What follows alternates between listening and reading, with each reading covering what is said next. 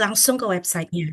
Nah, kemudian ada lagi DHS. DHS ini bisa diakses oleh seluruh dunia. Bapak Ibu kalau mau meng-compare data Indonesia maupun data yang mungkin sifatnya sejenis dengan Indonesia negaranya, itu bisa kita lakukan. Dan ini sebenarnya jangkauannya sangat luas. Prosesnya sama dengan IFLS, kita harus buat research question dulu, baru kita mintakan nanti datanya dari mereka. Dan ini masuk ke dalam, kita tulis ke dalam rangkaian metodologi gitu. Kemudian ada lagi yang berikutnya mungkin Bapak Ibu yang sudah sering banyak ikut pelatihan ya, meta analysis. Nah, ini juga masuk ke dalam secondary data sebenarnya karena kita tidak melakukan primary ya. Kita melakukan pengambilan data dari publikasi artikel yang sudah ada. Nah, ini kalau Bapak dan Ibu di rumah sakit, saya melihat sekarang keputusan klinis banyaknya arahnya ke sini nih dengan memakai desain meta analysis. Karena saya banyak beberapa proyek mengerjakan dengan dokter-dokter konsultan, bahkan mereka itu untuk mengangkat sebuah SOP itu melalui penelitian meta analisis. Jadi saat ini tuh lagi on banget untuk pemakaian terapi mana yang paling efektif itu melalui serangkaian meta analisis. Nah, mungkin nanti saya akan coba share satu persatu ya Bapak Ibu ya untuk beberapa menu yang tadi saya sudah sampaikan. Nah, untuk yang pertama mungkin saya izin share dulu terkait dengan contoh manuskrip salah satu paper yang mungkin Bapak Ibu nanti bisa sebentar. Ya, saya coba untuk menu pertama itu adalah meta analisis. Jadi kalau Bapak Ibu eh, mau melakukan sebuah apa namanya ya penelitian intervensi, boleh banget ini didahului oleh serangkaian meta analisis. Nah, kalau dalam penulisannya sebenarnya Bapak Ibu tinggal merujuk pada saya bukakan websitenya ya. Nih, Ekuator eh, apa ini stripnetwork.org. Nah, di sini untuk publikasi ilmiah, Bapak Ibu sebenarnya tinggal mengambil saja jenis dari penelitian, desain penelitian yang Bapak Ibu ingin lakukan. Nah, ini kan sudah ada systematic review meta-analysis ya. Ini tinggal ngambil aja Prisma. Nah, ini adalah guideline yang bisa Bapak Ibu ikuti untuk menulis dan untuk melaporkan penelitian dengan desain meta analisis gitu. Nah, ini ada PDF-nya, jadi tinggal dibuka ya.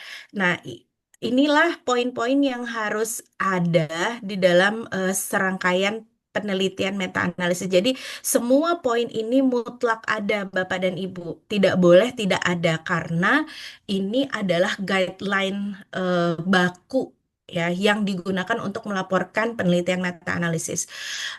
Guideline baku ini juga sudah terstandar di beberapa jurnal TIR Q1 dan Q2. Biasanya Bapak Ibu harus melampirkan ini semua. Nah, kalau dilihat detail, dia sudah mengatur tentang title. Title itu cara penulisannya seperti apa, itu sudah ada juga gitu. Jadi Bapak Ibu silakan untuk mengikuti poin-poin ini. Nah, kalau saya lihat di sini yang paling rigid itu adalah di methods. Biasanya dia meminta ini tertera secara rinci. Mungkin nanti kita bisa lihat secara detail di contoh paper yang saya berikan. Kalau kita mungkin bahas dari atas saja ya supaya Bapak Ibu bisa mengikuti nantinya ketika sudah melihat papernya. Nah, kalau dilihat dari abstrak berarti penulisannya harus ada identifikasi ini sebuah systematic review. Kalau sampai meta analisis, jenis meta analisisnya apa? Kan ada tiga ya, Bapak Ibu ya, ada prevalence atau meta analisis determinant factor. Jadi serangkaian atau sekumpulan studi dengan desain observational yang mencakup cross sectional, kemudian cohort ya, kemudian case control itu dimasukkan ke dalam meta analisis. Jadi nanti meta prevalence ngomongnya. Kemudian kalau diagnostik, meta diagnostik. Kalau meta pair ways berarti efektivitas intervensi bla bla bla terhadap outcome bla bla bla. Nanti boleh titik dua, systematic review meta analysis itu cukup untuk pair ways. Kalau network meta analysis juga langsung saja efikasi dari intervensi apa terhadap outcome apa, titik dua, systematic review network meta analysis. Jadi jenis itu harus kita jembrengin di title-nya. Kemudian untuk abstrak, abstrak ini bisa lihat lagi untuk abstrak checklist. Basically isinya sama ya, ada background sedikit saja satu atau dua kalimat, kemudian tujuan ya, kemudian lagi ada methods, ada results, kemudian ada conclusion, ada keyword. Nah, tambahan lagi biasanya kalau di penelitian systematic review meta analysis, jangan lupa untuk melampirkan registrasi number dari protokolnya. Mau daftar di Prospero atau GBI itu kita tuliskan di sebelum keyword gitu. Jadi kita laporkan nomornya. Ini digunakan untuk mempermudah si reviewer dalam mengidentifikasi protokolnya, karena mereka akan ngecek apakah sesuai antara yang Bapak Ibu tulis di manuskrip dengan yang Bapak Ibu daftarkan protokolnya. Nah, namun catatan saya adalah ada beberapa jurnal yang tidak allow untuk penulisan nomor registrasi itu di dalam abstrak. Jadi mungkin nanti di bagian metodologi. Nah, selain melihat Prisma, Bapak Ibu juga harus compare dengan guideline dari masing-masing jurnalnya. Jadi dua itu harus disandingkan ketika kita menyiapkan manuskrip untuk submit di salah satu jurnal. Nah, kemudian ada bagian, ada section yang tentang introduction, di mana di dalamnya ada rasional, ada objektif. Nah, ini yang Bapak Ibu perhatikan, harus ada rasionalnya ya, yang berkaitan dengan existing knowledge. Kemudian kita provide explicit statement di paragraf terakhir biasanya tentang objektif atau research questionnya. Nah, kemudian section berikutnya adalah methods, di mana di dalamnya adalah eligibility criteria ya, jadi kriteria inklusi eksklusi, kemudian information sources seperti database-nya dari mana ya, kemudian registrasi dan lain-lainnya seperti apa, ini dispesifikkan. Kemudian ada lagi search strategy, ini biasanya untuk kombinasi keywordnya, kemudian limiters yang digunakan ya. Kalau ini kan sangat penting ya. Nanti Bapak Ibu mau milih kombinasi keyword yang mana, biasanya pakainya yang standar aja, pakai saja yang PubMed. Nah, boleh nanti database dari keyword yang lain Bapak Ibu tuangkan di supplementary, itu boleh banget. Tapi basically biasanya yang ada di badan manuskripnya itu adalah yang PubMed, yang versi simpelnya seperti itu. Nah, kemudian selection process adalah proses seleksi, ini nanti logika Prisma ya. Kemudian data collection process ini dijelaskan siapa yang melakukan searching atau siapa yang melakukan filtering ya. Kemudian nanti kalau misalnya ada discrepancy apa yang dilakukan gitu, itu boleh dilaporkan inisial nama yang melakukannya, siapa autornya. Kemudian data item terdiri dari outcome-nya apa saja didefinisikan, ini juga penting Bapak dan Ibu. Kemudian variabel yang itu apa saja didetailkan dalam data items. Kemudian lagi studi risk of bias, ini appraisal ya. Appraisalnya nanti mau menggunakan tools apa, itu Bapak Ibu jelaskan ya, nama toolsnya, indikatornya apa saja, kemudian hasilnya nanti conclusionnya seperti apa. Itu kemudian mengerucut ke meta ya, efek measure karena kita ngambil data kuantitatifnya dari individual study ya, studi yang secara tunggal kita pakai, nanti kan kita bareng-bareng analisis pool together ya, berarti kita harus jelaskan data kuantitatif jenis apa yang kita pakai. Nah, ini kita harus be familiar lagi sama data. Misalnya data numerik, berarti kita pakainya min sama SD. Nah, kalau di paper tersebut tidak tersedia min sama SD, kita harus laporkan. Jika dalam paper tersebut tidak ada min SD, kita akan menghitung secara manual dari apa-apa-apa. Misalnya kan ada rumus ya, kalau diketahui median sama interkuartil, berarti kan kita bisa cari min SD-nya. Itu juga kita laporkan dan kita sitasi gitu. Itu sangat penting karena ada beberapa pengalaman saya, beberapa reviewer ternyata melihat individual study gitu. Ketika saya sampaikan bahwa saya menginclude nilai min dan SD dari beberapa studi gitu kan, terus dia ternyata ngecek, loh studi yang ini nggak ada loh min SD-nya, angka apa yang kamu masukin gitu. Dia pernah bertanya seperti itu. Nah, akhirnya dari waktu itu saya belajar banget bahwa eh, saya harus menjelaskan secara detail apabila dalam individual study tidak ada min ST, maka saya akan mengambil nilai median dan interkuartil yang kemudian saya masukin rumus apa, saya sitasi, baru saya hitung secara manual untuk mendapatkan min SD-nya. Itu harus saya jelaskan secara detail Bapak dan Ibu. Eh, ini tuh kadang-kadang kalau kita lihat di sini kan dia tidak menyampaikan detail ya. Nah, ini juga apa namanya trial error ketika kita menulis. Jadi akan banyak lesson learn yang kita dapatkan ketika kita menulis. Oh, ternyata saya harus kayak gini gitu. Nah, pengalaman itu memang harus kita consider untuk menulis di paper berikutnya seperti itu. Nah, kemudian untuk sintesis metode ya kita sampaikan juga bagaimana kita mentabulasi karakteristik dari setiap studi yang kita sampaikan. Nah, ini biasanya nanti kita tuangkan penjelasan bahwa kita membuat tabel dan lain-lain ya. Ini metode banget pokoknya.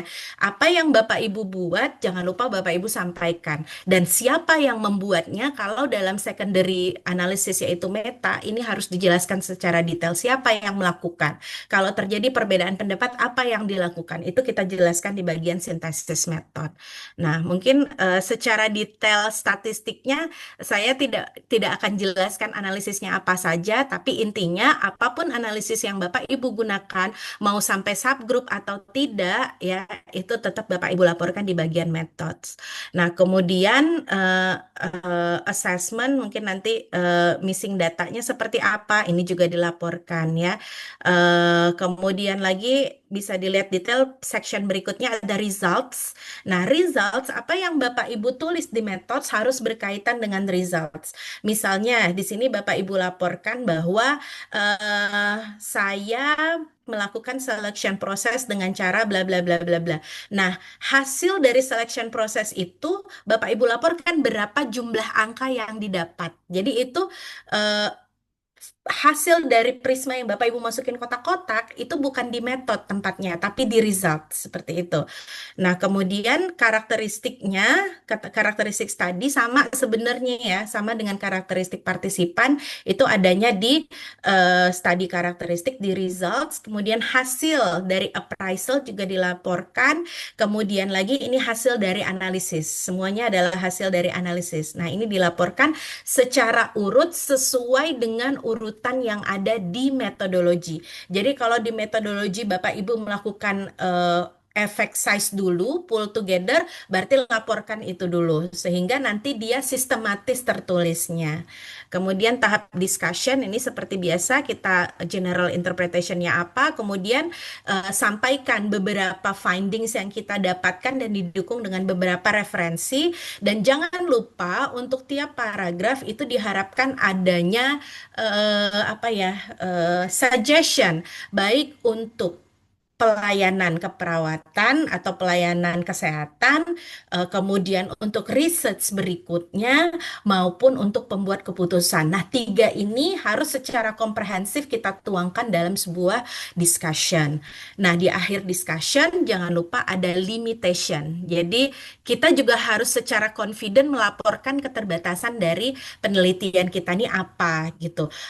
Maksud saya confident apa? Maksud saya adalah kita mengakui bahwa kekurangan dari studi kita ini adalah ini, sehingga ketika ke depan mau dilakukan sebuah penelitian harusnya seperti ini gitu. Jadi jangan sampai kita akui kita salah, kita ada kelemahan, tapi kita tidak mengangkat atau tidak menaikkan diri kita juga gitu. Karena ingat Bapak Ibu ketika kita menulis kita juga jualan ini. Nah, gimana caranya kita menulis sebuah keterbatasan tapi kita memberikan solusi ke depannya gitu. Itu nilai yang menurut saya sangatlah penting untuk kita tuangkan dalam sebuah limitation gitu. Nah, terus juga ada juga yang menulis implication dalam sebuah subheading di bawah discussion ya. Jadi implikasi research kita ini apa nih? Nah, di sini saya sampaikan. Jadi ini boleh kita ambil dari discussion yang sudah kita tulis tadi. Tentunya di parafrase ya. Tiga ini adalah penting Bapak Ibu. Practice ya, yaitu pelayanan, policy, pembuat keputusan, dan future research gitu. Jadi ini akan melihat jika ini ada, berarti kita udah kelihatan banget discussion-nya udah komprehensif gitu.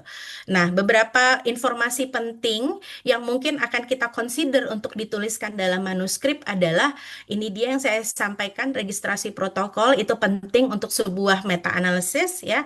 Kemudian support, ini mau funding atau apapun itu, kalau ada funding tuliskan nomor fundingnya karena ini penting untuk jurnalnya ya, penting juga untuk institusi pemberi fundingnya. Kalau tidak ada funding, tinggal tulis none ya, tidak ada. Kemudian conflicting interest, kita harus deklarasikan ya bahwa mungkin ada atau tidak competing interest. Dan nah ini lagi yang saat ini saya perhatikan semua jurnal menginginkan. Jadi sekarang tuh udah open source banget. Hati-hati Bapak Ibu dalam melakukan sebuah studi karena availability data, coding maupun supplementary lainnya itu mereka minta di-upload juga sebagai supplementary file. Jadi data mentahnya Bapak Ibu itu harus Bapak Ibu masukin. Kalau Bapak Ibu analisis metanya pakai stata, codingnya pun juga harus dimasukkan. Sehingga para reviewer itu bisa untuk melihat kembali hasil kita ini benar atau tidak. Itu saya merasa ini tuh sudah menjadi satu keharusan. Makanya saya kalau melakukan meta-analisis, saya bisa melakukan running analysis sampai 4 kali. Karena ketika ini harus diupload menjadi bagian atau suplemen dari manuskrip kita, nah ini kita artinya sudah bersiap-siap bahwa nyawa dari paper kita itu ada di tangan reviewer. Jadi kita harus make sure betul apa yang kita lakukan itu sesuai. Oke, sampai di sini apakah ada pertanyaan Bapak Ibu terkait guideline-nya sebelum kita masuk ke contoh papernya? Saya mengawali dulu, Nus Mohon Mega. izin. Sebentar, Baik Ibu. ada Nyonya. Baik Ibu. Eh, jadi sebagian besar dari hasil isian yang disampaikan mahasiswa ke saya terkait dengan ketersediaan manuskrip yang dimiliki masing-masing, sebagian besar sebenarnya menyampaikan punya manuskrip SR, Nus Mega. Ini mungkin hasil dari mata kuliah KBB ya, kepelatihan berbasis bukti atau pelatihan-pelatihan yang pernah diikuti sebelumnya. Jadi semoga Bapak Ibu bisa sekarang misalnya membuka manuskrip yang sudah ada, kemudian mengingat kembali, kemudian muncul pertanyaan di sana yang bisa langsung diklarifikasi ke Nus Mega. Itu yang pertama. Yang kedua, em, ada tiga ya Nus Mega ya. Yang kedua terkait dengan pendaftaran protokol tadi, mungkin ada beberapa mahasiswa yang terlewat misalnya. Jadi minta tolong nanti sarannya bagaimana. Dan yang ketiga terkait dengan nama penulis yang ada di sini. Sebenarnya karena sekarang statusnya sebagai mahasiswa harusnya kan melibatkan tim promotor ya. Nah, saya dan Nus Mega tahu juga dan tidak menutup mata bahwa mungkin ada beberapa mahasiswa yang kesulitan mendiskusikan hal ini dengan promotornya atau bagaimana begitu. Nah, Nus Mega sarannya bagaimana waktu itu sebagai mahasiswa menuliskan di bagian metode itu karena mungkin promotor tidak terlibat misalnya, tapi kan kita harus menulis dengan detail ya terkait dengan hal itu tadi. Karena tadi Nus Mega juga sampaikan siapa mengerjakan apa itu harus tertulis di metode. Tiga saran itu mungkin baik juga untuk mahasiswa saat menulis manuskripnya Nus Mega. Terima kasih. Oke, baik. Terima kasih Bu Desi. Supaya nggak lupa, saya boleh langsung jawab dulu ya, Bapak Ibu yang ingin bertanya ya. Yang pertama terkait dengan systematic review. Nggak apa-apa, silahkan aja. Tapi menurut saya, kalau mau tembus tier 1, 2, Q1, Q2, Bapak Ibu, kalau memang ada data kuantitatifnya, lanjut aja ke Meta gitu. Karena itu akan lebih promising untuk sebuah publikasi di tier 1 dan 2 gitu. Jadi beranikan aja diri untuk itu. Banyak kok sekarang lembaga konsultasi yang bisa mendampingi kalau memang punya keterbatasan untuk knowledge di analisisnya. Kemudian poin kedua adalah terkait protokol. Nah, ini yang saya sebenarnya Bu Desi selalu sampaikan di KBB. Jadi saya tuh di KBB akhir pertemuan akhir di mana di situ saya juga menjelaskan tentang Prisma. Jadi banyak mahasiswa yang sedikit disappoint ya, kecewa melihat eh, kami nggak lakuin apa pendaftaran protokol. Ibu harusnya masuk di awal gitu kan. Saya juga jadi kayak aduh gimana gitu ya. Padahal pendaftaran protokol itu merupakan requirement untuk sebuah publikasi SRMA.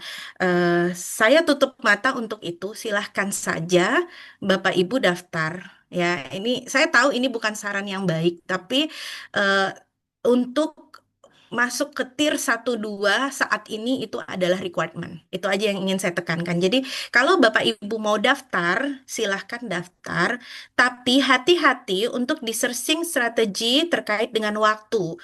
Karena ketika kita bilang eligibility kriteria PIKO sekian, kemudian kita limiti pencarian sampai tanggal segini.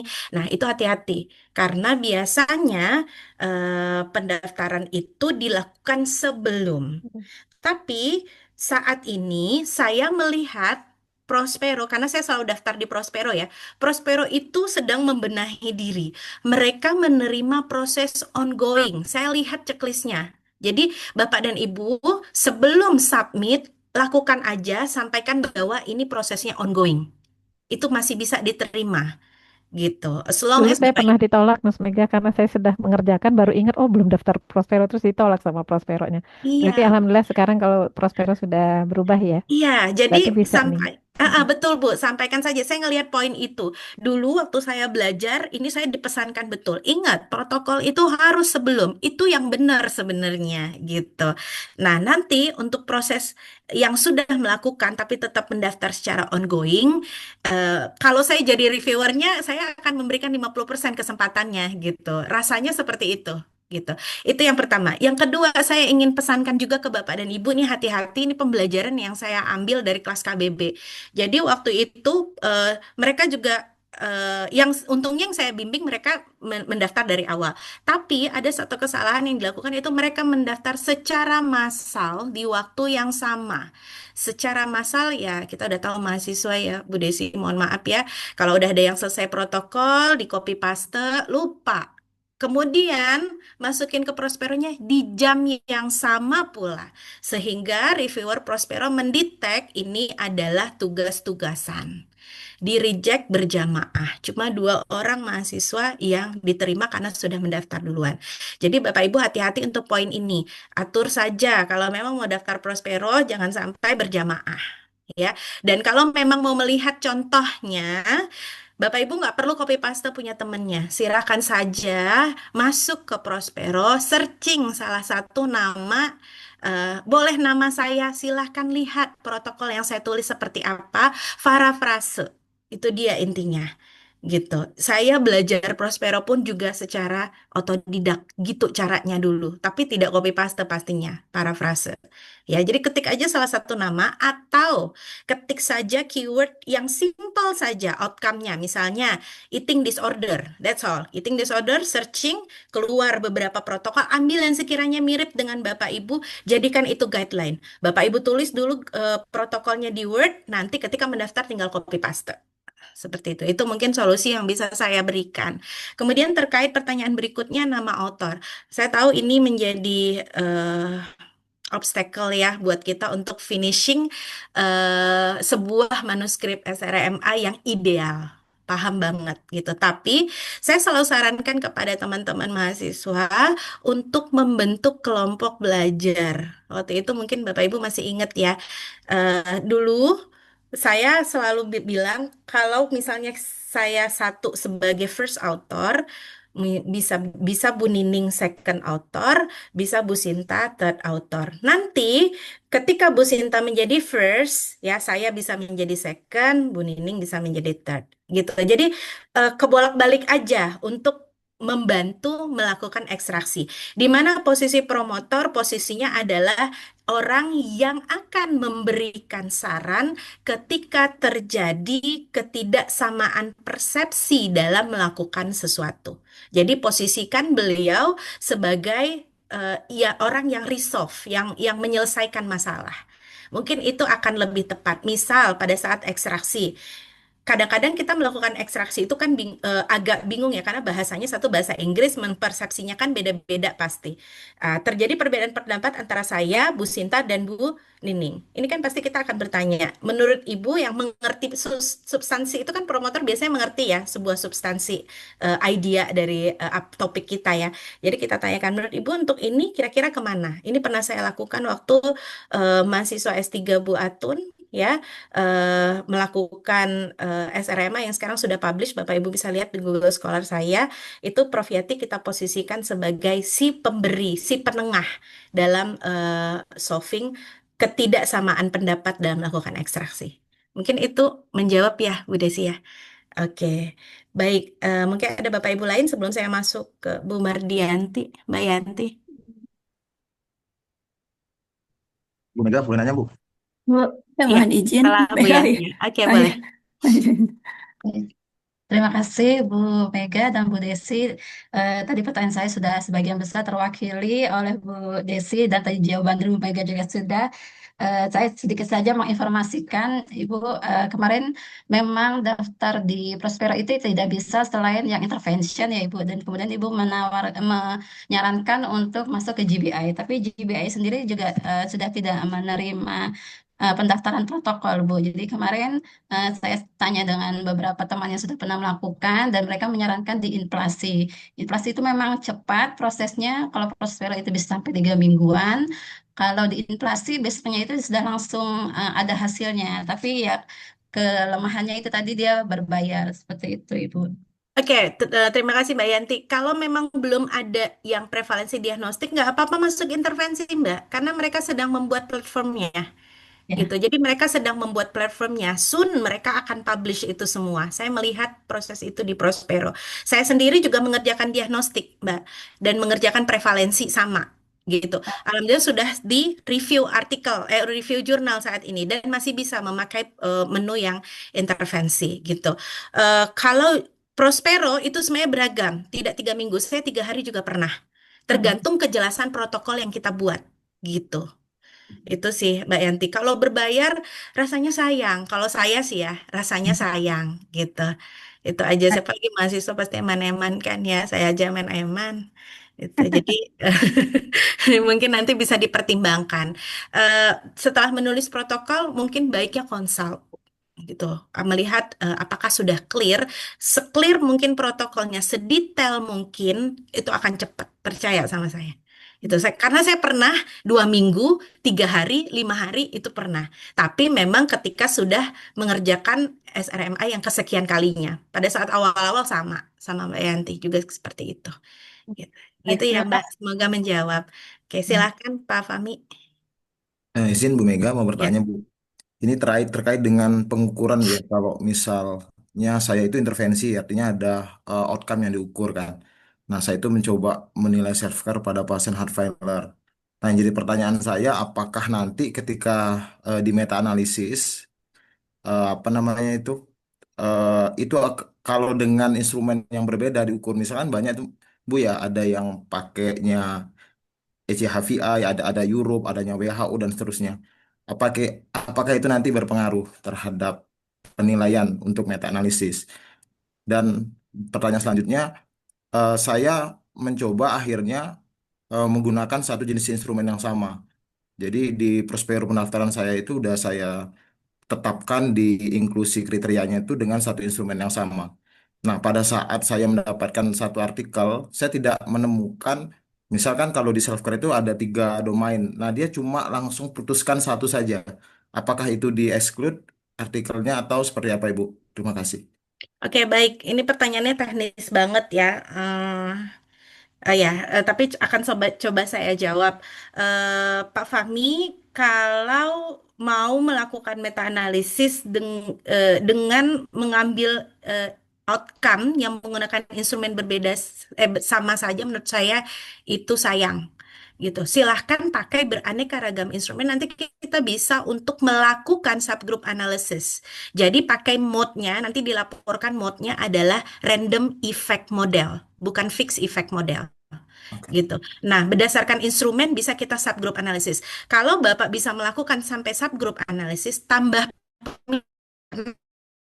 itu advanced statistik. Jadi, kalau Bapak Ibu itu mau cepat publikasinya, advanced statistik aja pakai. Itu udah promising banget deh untuk cepat bisa. Semakin complicated analysis, saya merasakan semakin dia lebih cepat untuk publikasinya. Itu pertanyaan yang bisa kalau Bapak cuma menginclude. Tapi kalau Bapak ketemu gapnya di situ, ya silakan aja. Tapi kalau dari saya sayang, karena itu bisa lanjut ke analisis berikutnya. Dan pelaporannya pun nanti lebih complicated. Gitu, lebih enak sebenarnya. Konsultasi Ibu. Oke, baik. Oke, Baik, baik. Ibu mohon Saya izin. boleh untuk... Raise-nya Oh iya, terkendala, ada Bu. lagi. Bentar. Mohon izin, Ibu. Oke. Terima kasih, Ibu, pencerahannya sangat luar biasa, Ibu. Kaitan tadi yang untuk di template untuk Prisma 2020, Ibu, kan di limitation ya, Ibu ya. Nah, di limitation Ya. itu kan itu biasanya kendala apa yang kita tadi yang sudah Ibu sampaikan, mungkin di situ perlu ditambahkan juga dengan solusi ya barangkali ya, Ibu ya. Mohon izin, Hmm. Ibu. Terus mohon izin arahan juga yang kedua, kaitan tadi yang disampaikan Ibu Desi juga mungkin sebelumnya yang setelahnya bahwa di author Ibu kan di author itu juga kan ada nama institusi ya Ibu ya. Nah, institusi tersebut kan kami sedang kuliah di UI, contoh, tetap kami ingin menuliskan saya dari universitasnya atau ke tempat kerja kami itu apakah diperkenankan Ibu seperti itu. Terus untuk yang ketiga Ibu mohon izin di implikasi ya Ibu di Prisma 2020 tadi kan itu ditulis dari diskus yang memang sudah kita sampaikan kaitan dengan pelayanan ya Ibu ya pengambil kebijakan dan juga future research. Nah, kalau seandainya kita ada kaitan dengan pendidikannya gitu Ibu, kalau tidak salah mohon izin Ibu kaitan di panduan untuk disertasi kan juga ada item bagaimana itu ke arah kebermanfaatan ke pendidikan keperawatan seperti itu. Apakah boleh ditambahkan? Terima kasih Ibu. Oke, baik. Assalamualaikum. Iya, Waalaikumsalam. Bu Nini, saya jawab satu-satu ya. Limitation, Baik Ibu. kita harus sampaikan juga sarannya seperti apa. Maksudnya gini, Bu, kalau dalam meta, salah satu jadi limitation itu adalah kita menginclude studi yang tidak low risk semua, tapi high risk semua gitu kan.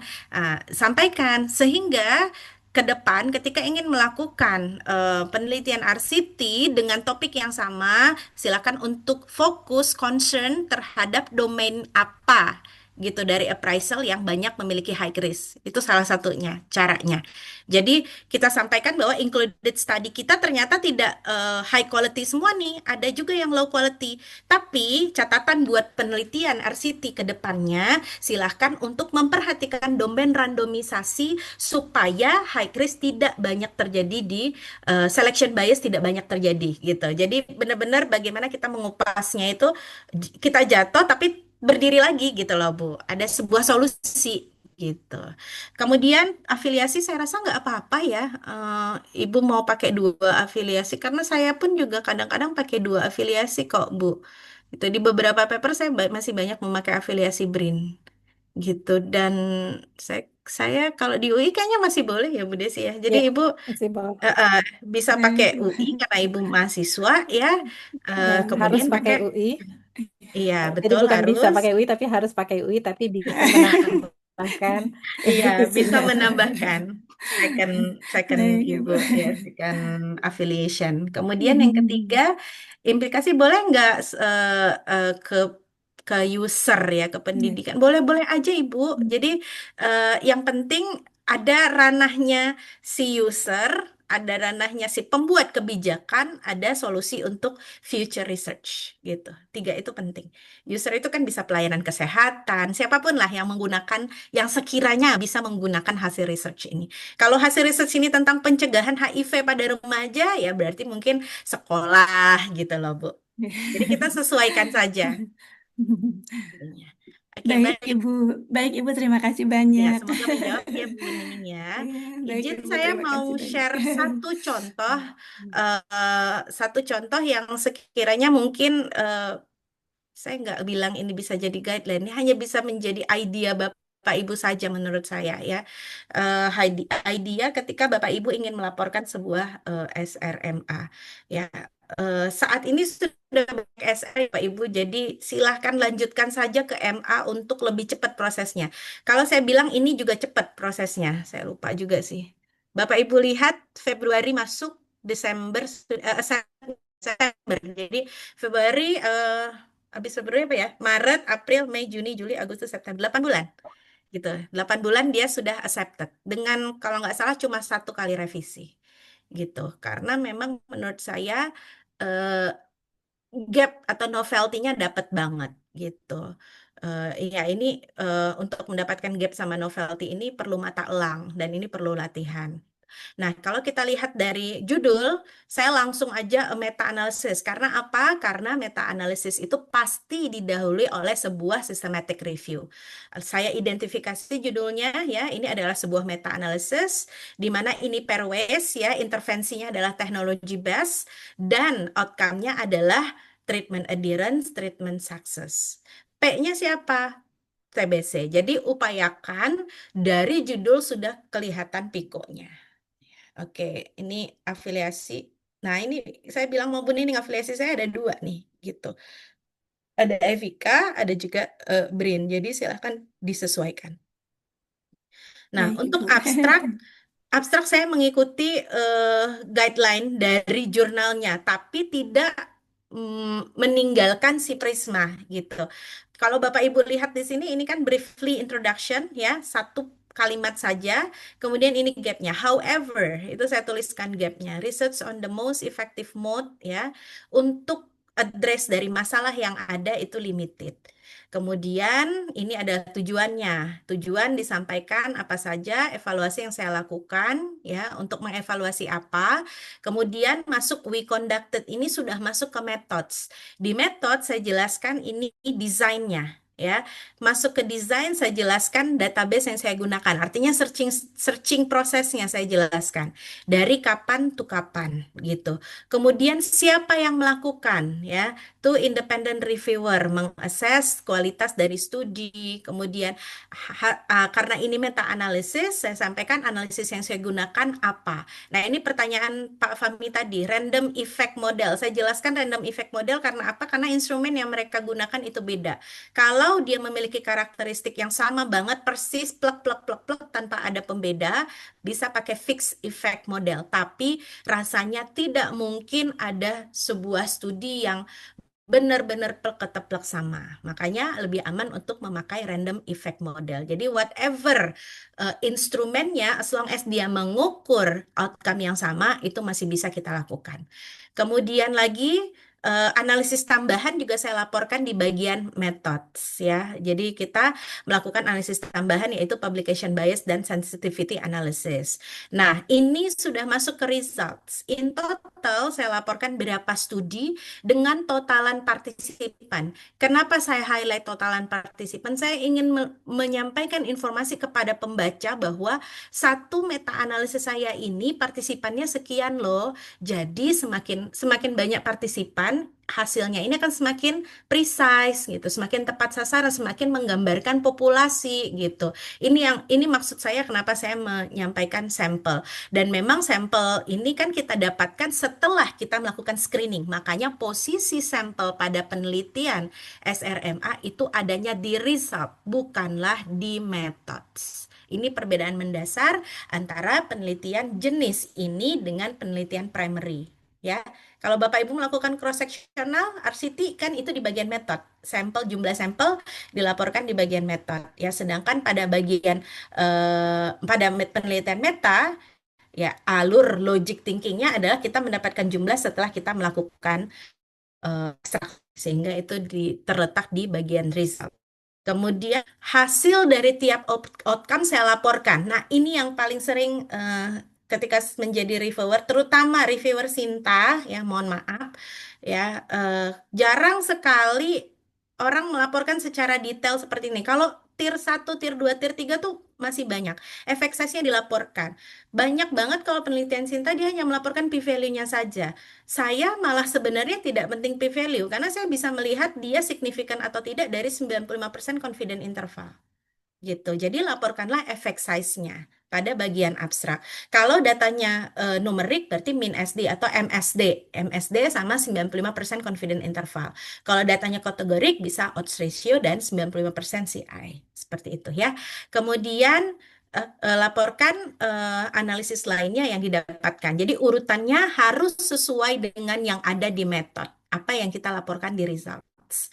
Ya, kemudian lagi bisa bisa dilanjutkan dengan ini adalah conclusion-nya ya, conclusion. Nah, pada jurnal ini dia tidak mengharuskan untuk meletakkan saya lupa untuk meletakkan keyword dan apa namanya Prospero registration di bagian abstrak karena dia punya aturan sendiri, tapi tetap kita sediakan.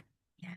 Oke, ini introduction. Nah, Bapak dan Ibu kalau dilihat, kalau mau dihitung, saya punya berapa paragraf di introduction? Satu, dua, tiga, empat, 5, 6. Ini udah 6 ya. 6 ini menurut saya udah banyak. Kadang-kadang saya cuma menulis 4 atau 5. Jadi introduction itu harus ditulis secara concise ya. Jualan kita pertama terletak di introduction.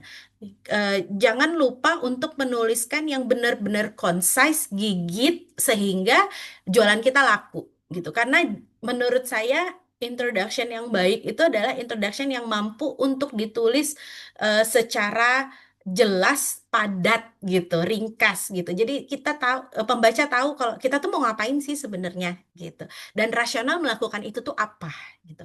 Nah, masing-masing research menurut saya memiliki masing-masing desain ya, masing-masing desain memiliki karakteristiknya masing-masing. Kalau di penelitian SRMA, Bapak Ibu boleh sampaikan bahwa yang menjadi rasional kami melakukan SRMA adalah ditemukannya mixed finding. Jadi dari artikel RCT A hasilnya positif, artikel RCT B hasilnya negatif. Sehingga sebagai pelayanan, sebagai seorang perawat yang bekerja di pelayanan rumah sakit atau sebagai pembuat keputusan, kita tuh bingung mau ngambil keputusan yang mana, ngikutin A atau B. Ya, nah, untuk itu dilakukanlah sebuah studi yang menggabungkan hasil dengan menggunakan sampel yang lebih adekuat untuk mendapatkan hasil yang benar-benar tepat sasaran menggambarkan populasi. Makanya itu rasionalnya melakukan sebuah systematic review dan meta. Itu harus tertuang dalam sebuah background. Oke, nanti contoh yang saya benar-benar tulis akan saya jelaskan setelah ini. Kemudian di metode ya, desain, jelaskan systematic review. Di sini kita lampirkan nomornya. Ini nomor Prospero. Dan saya ingat betul reviewer dari artikel ini mengatakan kami telah mengecek Prosperonya dan apa yang kamu tuliskan, perencanaan yang kamu tuliskan pada protokol sesuai dengan apa yang kamu laporkan. Seperti itu.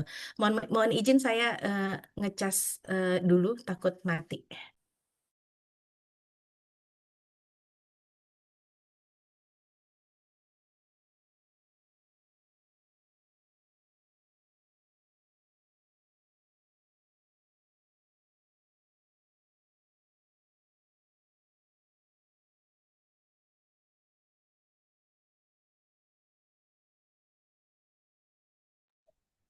Tadi yang merekam siapa ya? Mas Izin, Saiful, izin Bu, Vega. saya tadi Oke, merekam Bu, izin Bu. baik. Jadi nanti bisa didengar kembali ya. Kalau nanti misalnya yang angkatan kakak tingkatnya mau mendengarkan kembali juga berarti ke Mas Dirman ya, berarti mintanya ya. Iya, nanti kami share Bu. Makanya tadi inisiatif mumpung saya ingat Bu, jadi saya Ya, rekam. Kasih Bu. baik. Terima kasih. Silakan Mas Mega. Oke, baik, Bu Desi, terima kasih.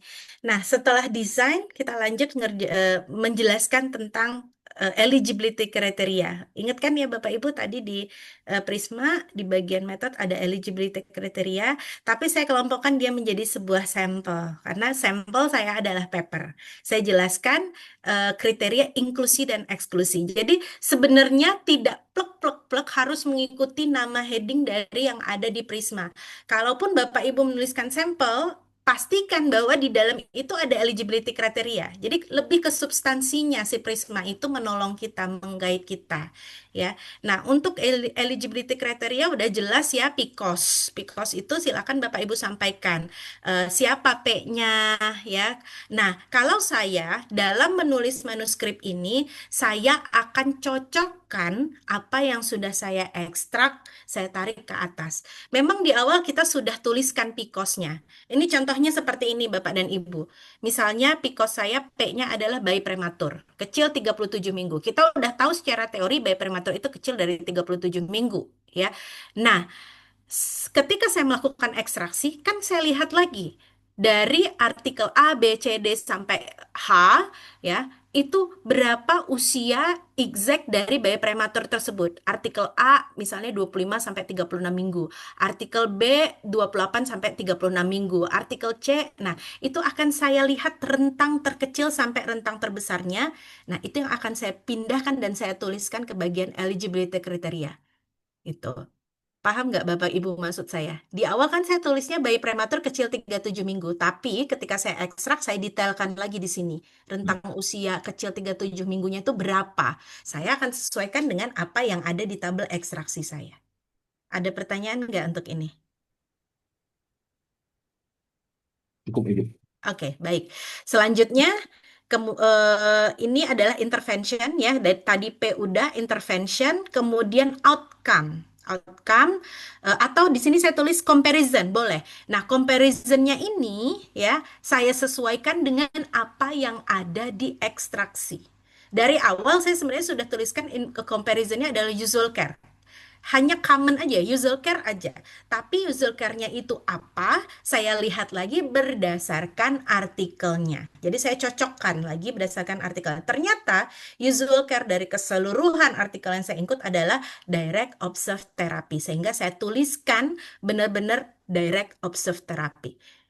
Tapi yang harus dilihat adalah jangan sampai menuliskan direct observed therapy, namun pada hakikatnya di ekstraksi ada usual care lainnya selain dot. Ini hati-hati karena nanti kriterianya jadi berbeda.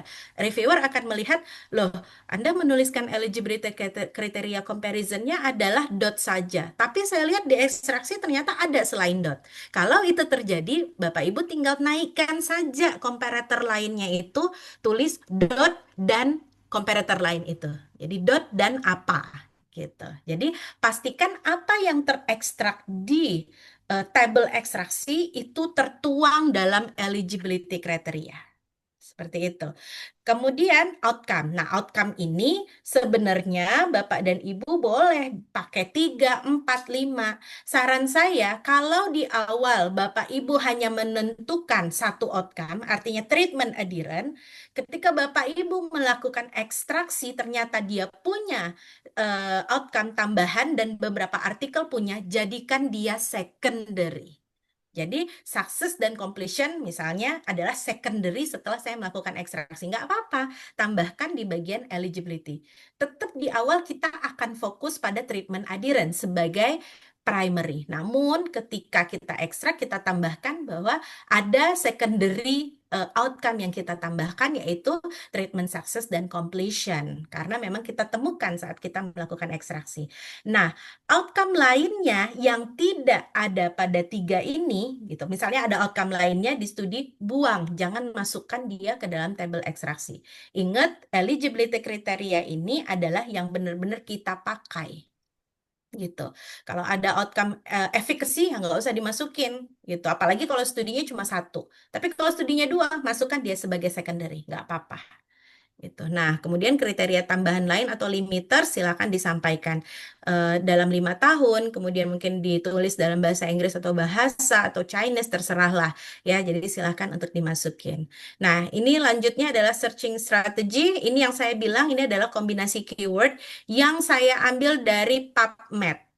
ya, sehingga database lainnya saya tuangkan dalam nih tabel supplementary 1.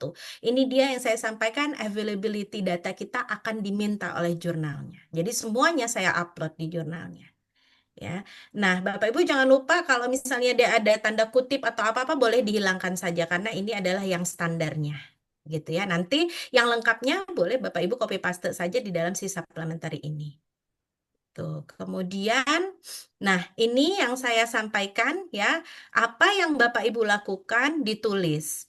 Ya, jadi semua studi yang memenuhi kriteria duplikat di remove ya. Saya screening pertamanya pakai title dan abstrak. Siapa yang melakukan screening ini dilaporkan.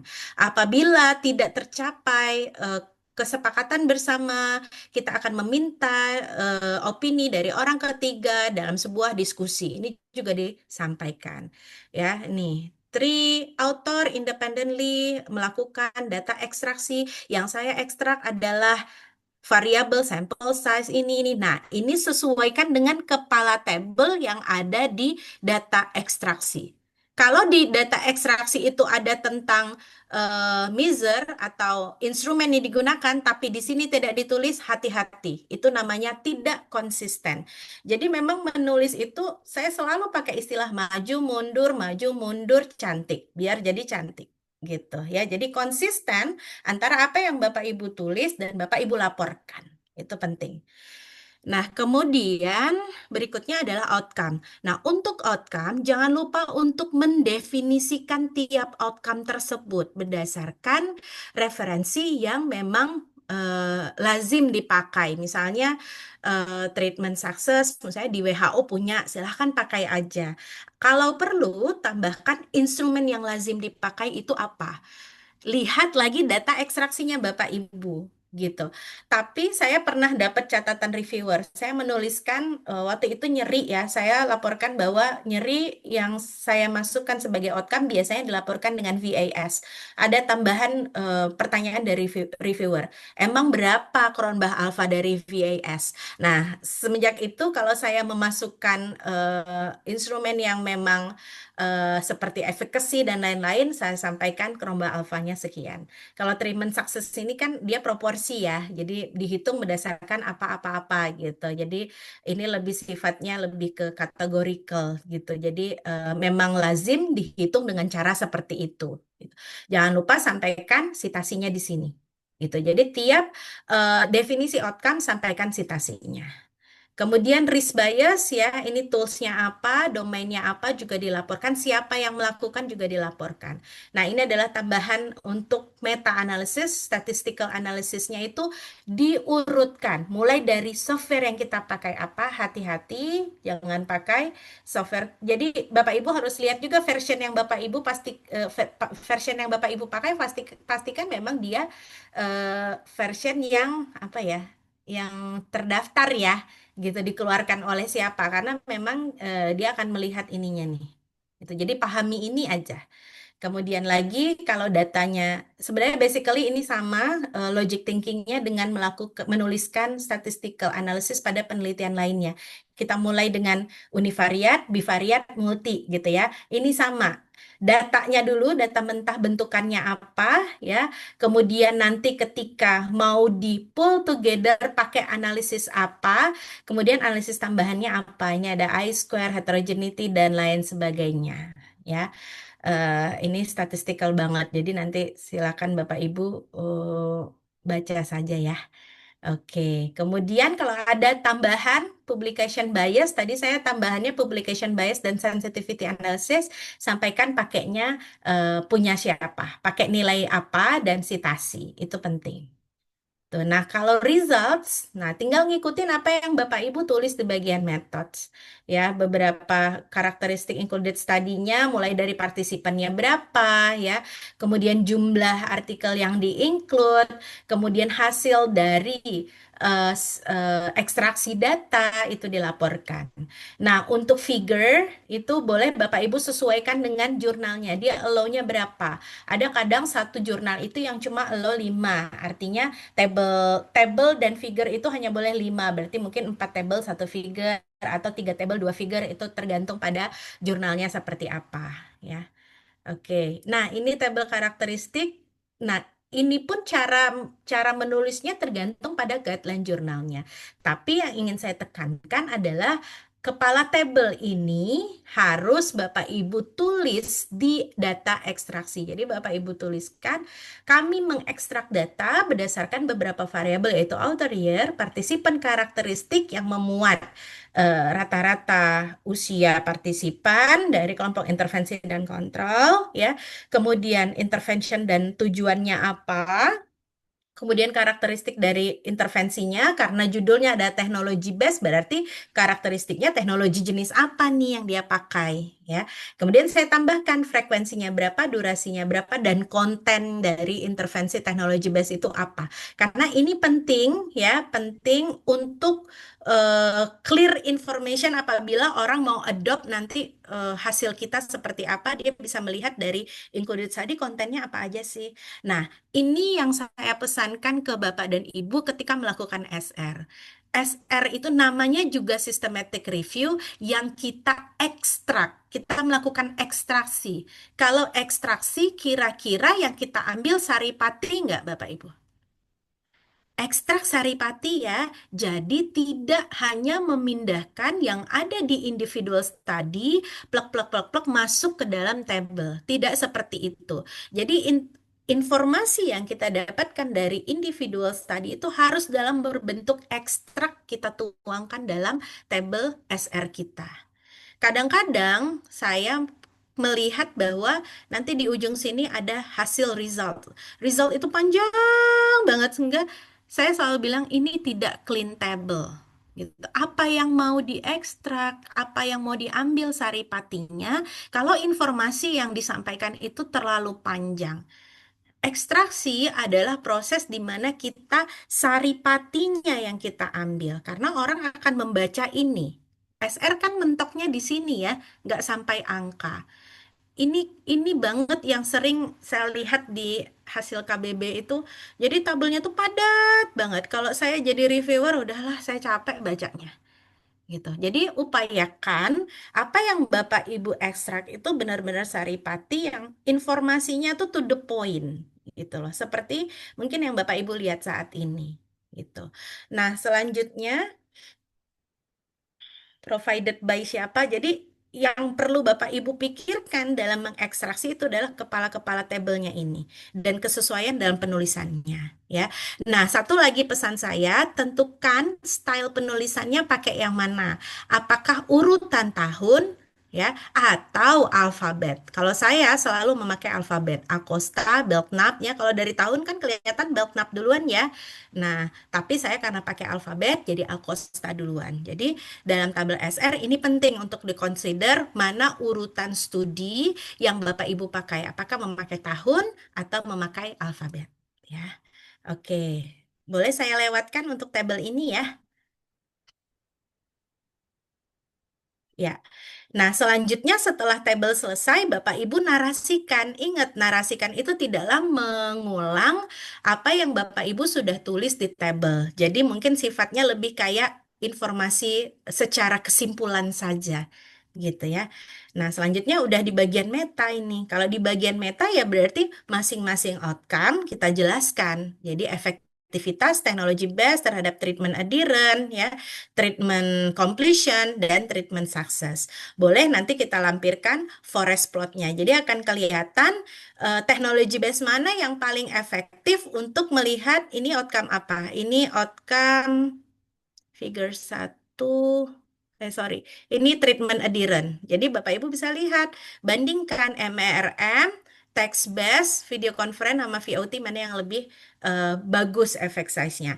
Nah, satu hal yang ingin saya highlight ketika Bapak Ibu melampirkan gambar pada sebuah manuskrip, jangan sampai dia fuzzy. Fuzzy itu artinya blur ya.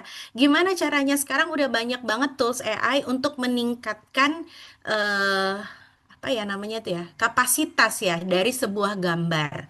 Kalau saya selalu pakai PACE, PACE gitu. Jadi nanti tinggal ditingkatkan resolusi atau DPL-nya DPI-nya bisa 600, itu minimum sekali 600. Cara memastikannya gimana? Pastikan aja di Word, di Zoom, ya. Kalau dia tidak pecah, berarti dia tidak fuzzy, gitu. Nah, kalau ini kan dia sampai titik ini masih oke ya, gitu. Jadi kalau dia digedein, dia nggak fuzzy, berarti itu oke untuk diterima di jurnal. Karena ada beberapa jurnal, saya waktu itu dikembalikan beberapa kali karena saya belum paham gimana cara meningkatkan resolusi, ya. Nah, sekarang sudah banyak AI, jadi sudah banyak membantu kita. Gitu. Oke, baik, saya lewatkan untuk penulisan hasil. Ingat, apa yang Bapak Ibu tulis di metode, sesuaikan urutannya dengan di hasil. Itu. Nah, ini mungkin sebagai tambahan saja ya. Tuh, nah, discussion pun juga seperti itu. Di paragraf terakhir dia memang ada limitation ini. Seperti itu. Nah, bagaimana contohnya? Nih, first level heterogeneity among included study itu adalah tinggi. Namun, kami tidak melakukan subgroup analisis karena ada alasan. Ya, jadi ada jawaban dari apa yang kita sampaikan sebagai limitation gitu. Nih, second individual study kita menghasilkan allocation concealment-nya, blinding-nya ada yang kurang baik. Sehingga, nih, RCT ke depan silahkan untuk melihat poin-poin di atas itu secara detail. Jadi silahkan concern pada blinding gitu. Jadi tetap kita berikan sarannya seperti apa. Ya, conclusion ya, silakan ambil saja dari discussion apa hasil yang memang benar-benar kita highlight. Dan ini juga penting, ini yang saya sampaikan data availability Bapak Ibu, raw data pun juga saya masukkan. Jadi siapapun berhak mengomentari ya, apabila nanti saya di masa yang akan datang ada kesalahan, saya harus siap untuk disurati. Itu konsekuensi dari mengupload raw data dan ini sebuah keharusan dari jurnalnya gitu. Acknowledge jika memang ada, kalau nggak ada nggak usah. Kemudian author contribution ini penting. Nah, ini juga yang menjadi concern bahwa Bapak Ibu dari awal sudah harus menjelaskan kontribusi dari masing-masing author dan co-author gitu. Kalau dia hanya kecil bagiannya dan namanya ditaruh misalnya. Jadi tergantung jurnal ya. Ada jurnal itu yang menilai nama belakang itu paling kecil kontribusinya. Ada yang jurnal yang nama nama corresponding itu sejajar kontribusinya dengan si first author gitu. Jadi silakan nanti Bapak Ibu atur sendiri sesuai kontribusinya. Jadi dari sini orang akan tahu siapa yang paling. Untuk referensi saya rasa standar ya Bapak Ibu ya, kalau dia pakai apa ini tadi ya, Vancouver mungkin, tapi untuk penulisan ininya DOA ini menjadi penting. Kalau saya merujuk ke APA 7. Jadi Bapak Ibu cari aja secara online APA 7. Di situ dia punya contoh-contohnya, bisa kita lihat secara detail gitu. Kalau nulis dari jurnal gimana dan lain-lainnya. Kalau Bapak udah pakai mesin, pakai Mendeley atau EndNote mungkin akan lebih gampang. Gitu. Ada pertanyaan Bapak Ibu?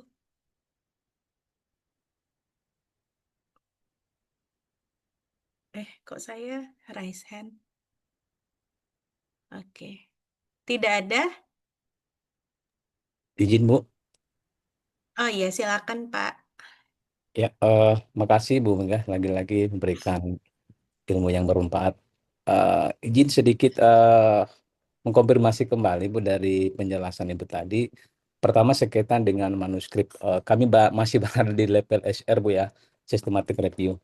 Nah, untuk di systematic review sendiri, idealnya apakah harus memasukkan nilai statistik di hasil atau cukup menarasikan saja Bu? Itu yang pertama. Kemudian selain data informasi yang kita sudah sampaikan di main manuskrip, data-data apa saja Bu yang sekiranya wajib ditampilkan atau dikirimkan di supplementary data. Nah, yang terakhir sekaitan dengan Prospero, apakah ketika semisal kebetulan sudah publish nih Bu, Prosperonya, ketika kita misalnya mau menambahkan beberapa rekan penulis itu, apakah masih memungkinkan atau wajib hukumnya menyesuaikan dengan yang sudah terregistrasi? Kira-kira seperti itu dulu Bu. Terima kasih. Oke, terima kasih Bapak untuk pertanyaannya. Ada mungkin saya nanti yang kelewat, tolong saya diingetin lagi ya Pak ya. Untuk pertama adalah data apa saja yang harus ada di supplementary, itu ya Pak ya. Kalau saya, kalau nulis supplementary itu sekomplit mungkin saya kasih Pak. Gitu. Mulai dari included study-nya apa aja, referensinya saya pakai, kemudian exclude apa saja, alasan mengexclude itu juga saya tuliskan. Jadi detail mereka akan bisa baca. Kenapa saya mengexclude? Kan kalau kita screening itu di Prisma itu ada tahap satu, tahap 2. Tahap satu itu kan ada alasannya. Di tahap 2 yang krusial. Tahap 2 itu kadang-kadang karena saya sampai meta rata-rata ya Pak, saya exclude karena dia tidak punya effect size gitu. Jadi alasan itu yang saya tuliskan, artikel yang saya exclude, artikel siapa saja, beserta alasannya. Jadi detail orang akan bisa baca kenapa Mega mengexclude artikel si A, B, C, D, gitu. Tapi saya hanya laporkan yang sudah sampai tahap 2, Pak. Yang by full text screening. Itu. Kemudian lagi saya akan lampirkan kalau dia network meta-analysis saya lampirkan definisi masing-masing intervensi. Tapi karena di Perwes itu hanya 3 outcome-nya kan ya. Kalau di network meta kan outcome itu bisa banyak banget ya, atau definisi masing-masing intervensi ada banyak banget. Misalnya MERM atau tadi kan Bapak Ibu bisa lihat MERM atau web based. Nah, saya itu lampirkan definisi masing-masingnya itu apa, Pak? Jadi intervensi itu saya definisikan karakteris apa definisi masing-masingnya supaya orang tahu kapan saya mengatakan bahwa intervensi itu web based, kapan saya mengatakan bahwa intervensi itu adalah message gitu. Jadi orang tahu itu. Kemudian berikutnya adalah raw data. Raw data apabila memang saya mengerjakan meta gitu Pak. Kalau sampai SR saya rasa nggak se-complicated itu Bapak gitu. Nah, mungkin itu saja Pak yang saya kasih. Ataupun kalau ada analisis tambahan yang tidak muat di dalam manuskrip karena tiap manuskrip itu punya aturan jumlah word, punya aturan jumlah table dan figure. Kalau nggak bisa masuk, saya lampirkan semua itu, Pak. Jadi saya tidak membuang hasil-hasil yang ada. Semua saya lampirkan. Biar dia mau baca-baca aja nggak apa-apa. Sama kalau perlu sinteks. Kalau memang nanti Bapak melanjutkan ke dalam meta. Tapi kalau SR, saya rasa cukup apa saja yang studi yang Bapak include, kemudian alasan mengeksklut beberapa studi, definisi dari masing-masing intervensi itu penting, dan raw datanya gitu. Raw data kalau misalnya tabel ekstraksi tidak boleh masuk ke body manuskrip. Tapi kalau boleh ya nggak usah Bapak lampirkan. Semoga menjawab yang itu ya Pak ya. Kemudian pertanyaan kedua terkait dengan autor. Kalau autornya itu belum tertulis di Prospero pada saat pendaftar apa boleh ditambah? Boleh Bapak, nggak apa-apa, tambah aja.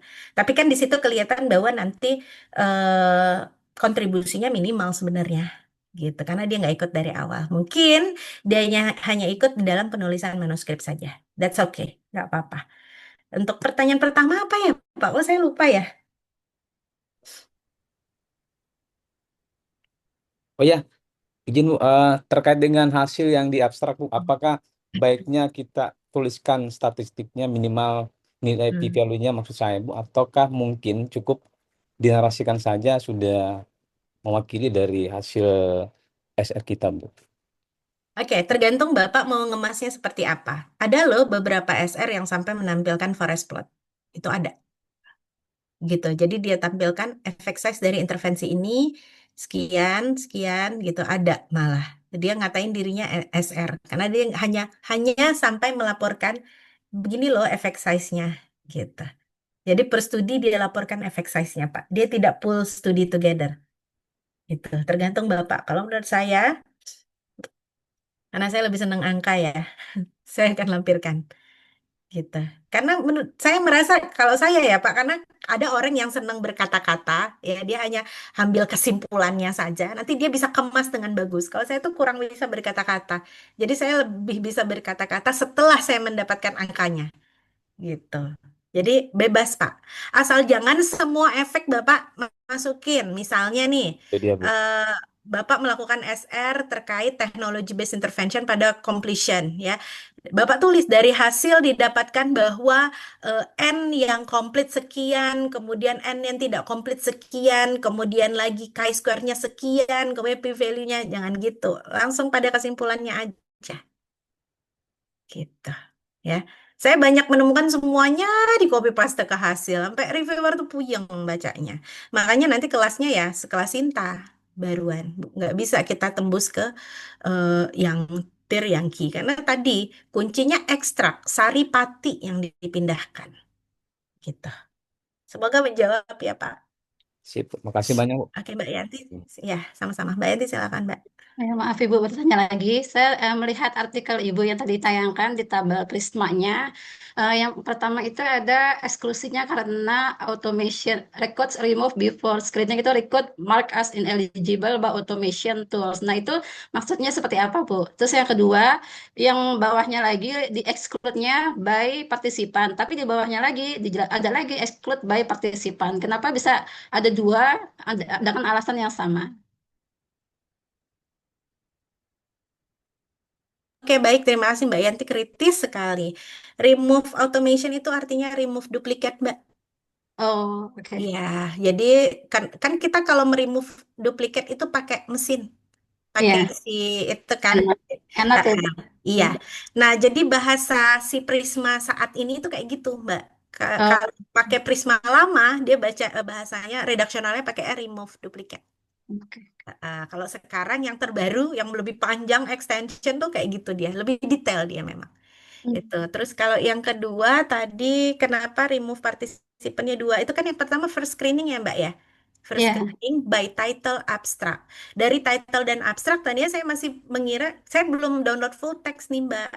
Jadi dari title dan abstract saya mendapatkan bahwa ini sama nih. Tapi ketika dilihat detail, oh ternyata ada beberapa yang tidak sama. Artinya mungkin secara kriteria, secara rincinya tuh ada di full text penjelasannya. Gitu loh Mbak. Dan ternyata tidak sesuai setelah saya membaca full text. Itu common sih terjadi. Kalau memang dari informasi judul dan abstraknya memang tidak mumpuni. Jadi kalau saya di first screening itu by title abstract itu kalau misalnya saya ragu saya masukin ke second screening. Saya nggak mau membuang mutiara saya gitu loh Mbak. Karena kalau satu mutiara aja hilang tuh sayang kalau di SRMA. Saya eman-eman, kan masih ada second screening, nggak masalah itu terjadi, gitu. oke. Ya, Oke, terima kasih, Bu. baik. Ya, mungkin itu dari saya, Bapak Ibu SRMA. Saya punya menu kedua, mungkin yang bisa saya tunjukkan sama Bapak dan Ibu, tapi sebentar saya buka dulu ya.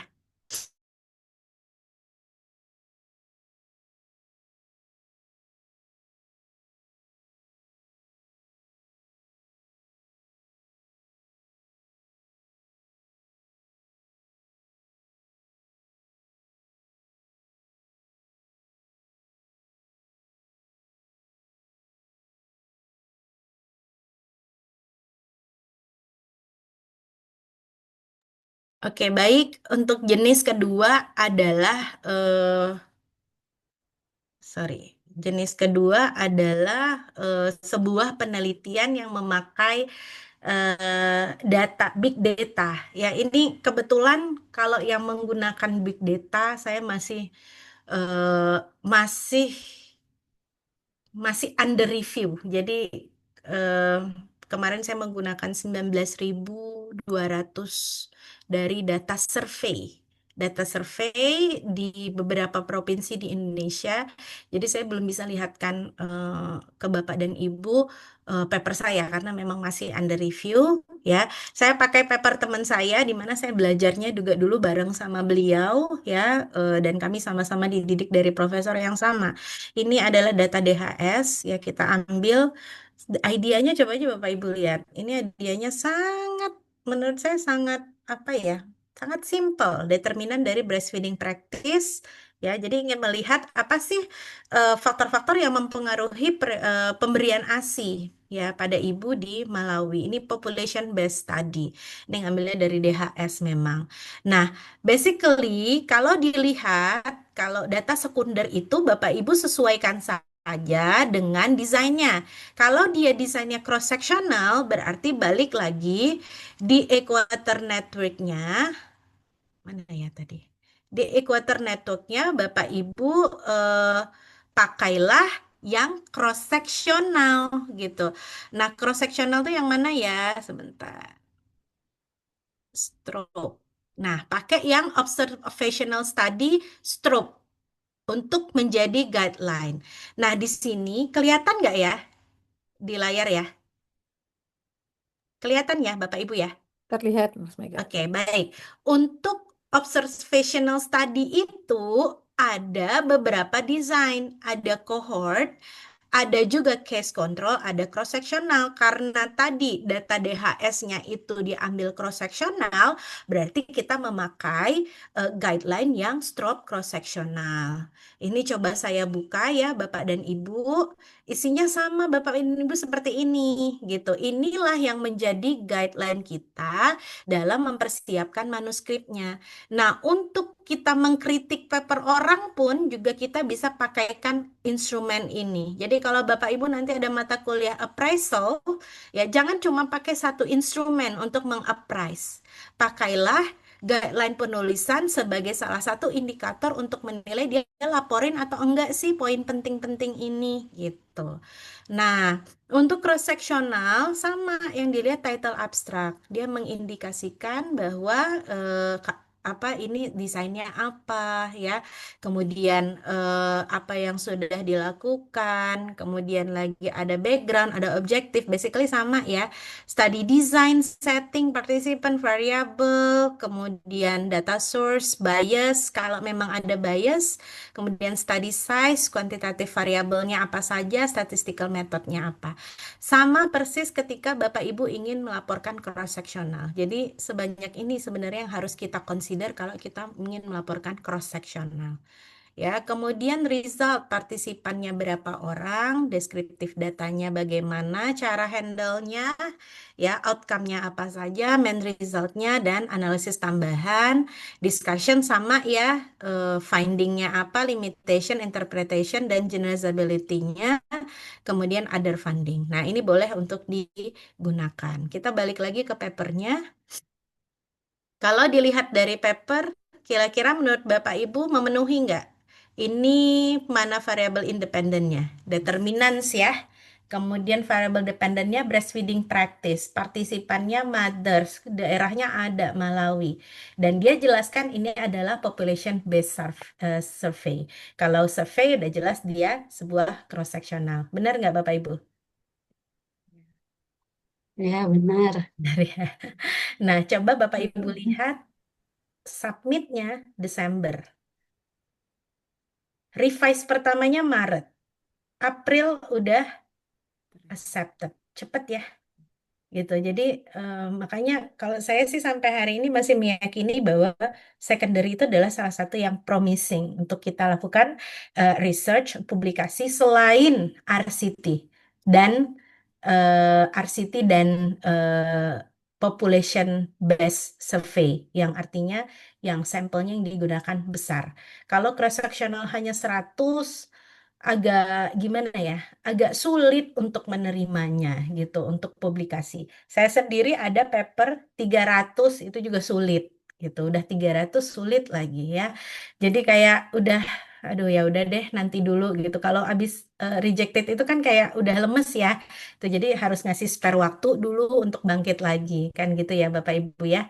Nah, kemudian boleh dilihat di sini untuk abstraknya sama persis ya, ada background, method, results, dan conclusion.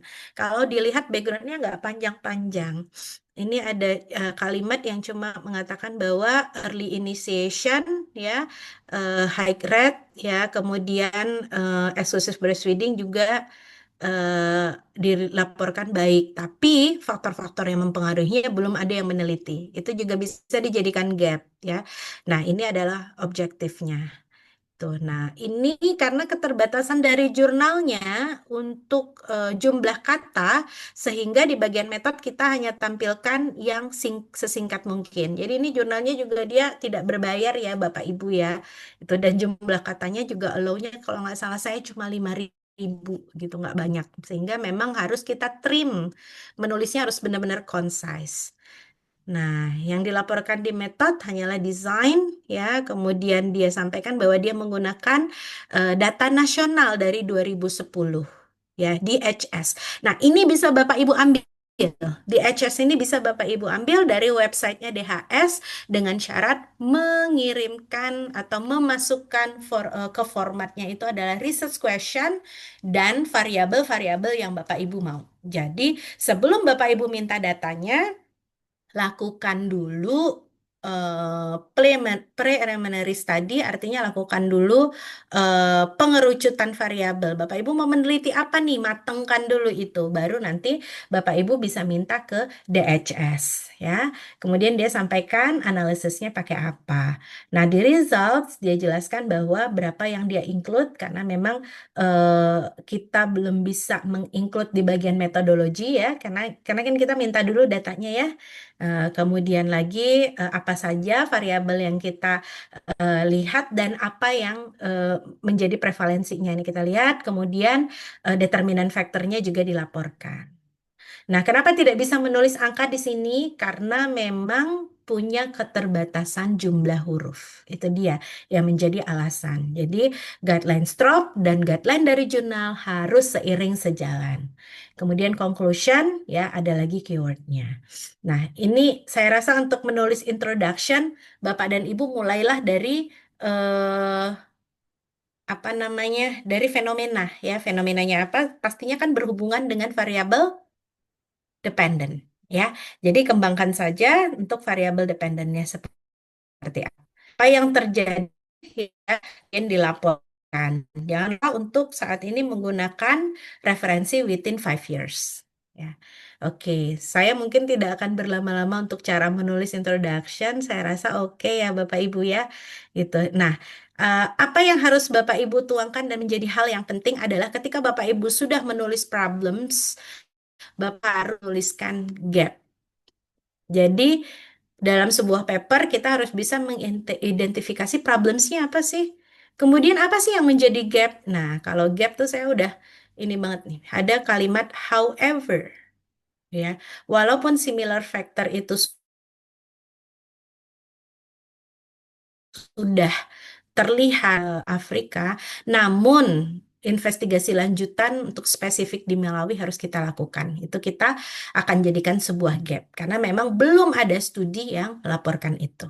Nah, nanti silakan Bapak Ibu baca, ya, bagaimana cara penulis membuat sebuah introduction yang menurut saya ini cukup concise. Kemudian bagian kedua adalah real methods. Basically, data sekunder itu sama dengan apa yang tertuang dalam strop tadi, ya. Jadi kalau dia cross sectional pasti desain dulu yang dilakukan. Sampaikan bahwa ini menggunakan Demographic Health Survey atau DHS. Dari tahun berapa sampai tahun berapa, ya, ini disampaikan. Nah, lantas bagaimana dengan samplingnya? Samplingnya Bapak Ibu nggak usah pusing. Kalau data DHS, minta aja codebooknya. Dia pasti akan memberikan codebooknya. Di dalam codebook itu sudah ada bagaimana cara dia mengambil sampel, ya, kemudian berapa sampel yang dia pakai, berikut dengan etiknya. Jadi rasanya sampai saat ini secondary data itu tidak perlu dilakukan pendaftaran etik karena ini nanti mohon saya diralat ya Bu Desi kalau di UI aturannya gimana. Kalau di saya dulu ketika saya dapat mata kuliah ini, ya, ketika saya belajar tentang DHS, mereka sebenarnya sudah melakukan etik. Tinggal kita minta saja nomor etiknya dan siapa yang mengeluarkan number registration tersebut dan kita laporkan di dalam manuskrip kita. Gitu. Nah, begitu juga dengan kuesionernya seperti apa kan sudah namanya juga sudah secondary, ya. Itu tertuang semua dalam codebook. Tinggal kita lampirkan saja di dalam metodologi. Oke, selanjutnya untuk measure pun, ya, masing-masing dari variabel itu sudah tertuang juga definisi dari variabel tersebut. Tinggal kita ambil saja dan kita citasi dia makainya apa. gitu. Jadi kalau laporan nasional itu emang sudah clear ya Bapak Ibu ya, enaknya di situ gitu. Tapi nggak enaknya adalah di tahap analisis. Itu nggak enak menurut saya karena di tahap analisis itu akan banyak proses yang kita laporkan di dalam manuskrip terkait dengan cleaning data. Itu challengingnya dalam secondary data dan ini menggunakan rata-rata tidak bisa pakai software SPSS karena data tersebut bisa jutaan. Nanti SPSS-nya pingsan ya. Paling paling banter ada yang pakai Stata. Tapi bisa nggak ada data sekunder yang pakai SPSS? Bisa. IFLS itu masih bisa gitu. Jadi nanti Bapak Ibu harus sesuaikan. Kemudian variabelnya Bapak Ibu jelaskan ya, termasuk bagaimana Bapak Ibu baca dari codebooknya, bagaimana menentukan cut off point-nya.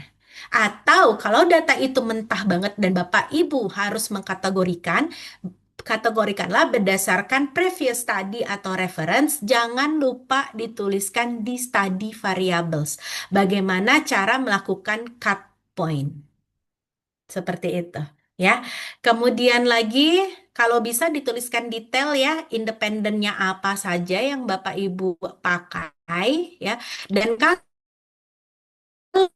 perlu Bapak Ibu ada just ya, kenapa mengambil eh, apa namanya variabel independen tersebut.